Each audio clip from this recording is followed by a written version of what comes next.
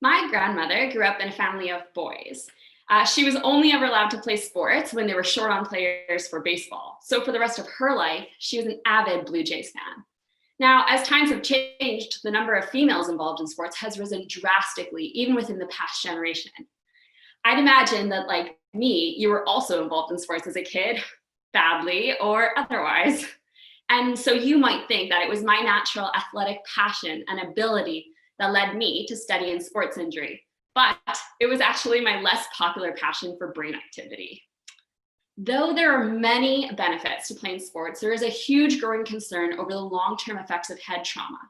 And in 2005, Dr. Amalu first reported something called chronic traumatic encephalopathy, known as CTE.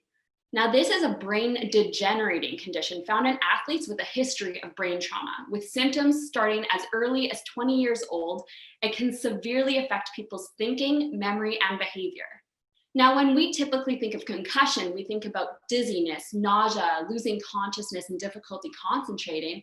But the most shocking part about CTE is that symptoms are not necessarily related to the number of concussions someone has had.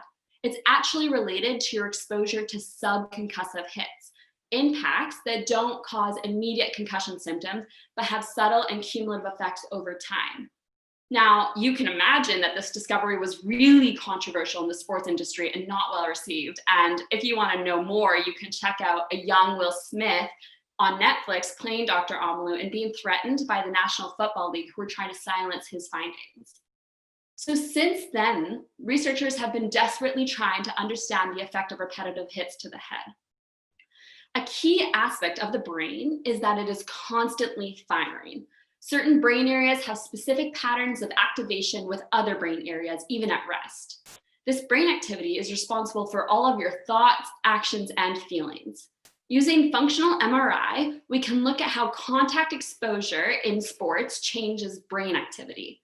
Now, even though females now account for a large proportion of athletes, they are still overlooked and understudied in sports research. So for my thesis, I looked at brain activity differences at rest in female university athletes who play collision sports like hockey or low contact sports like volleyball. And what my research shows is that based on how much contact athletes are exposed to, there are significant changes in those patterns of activity between different brain regions, even at rest.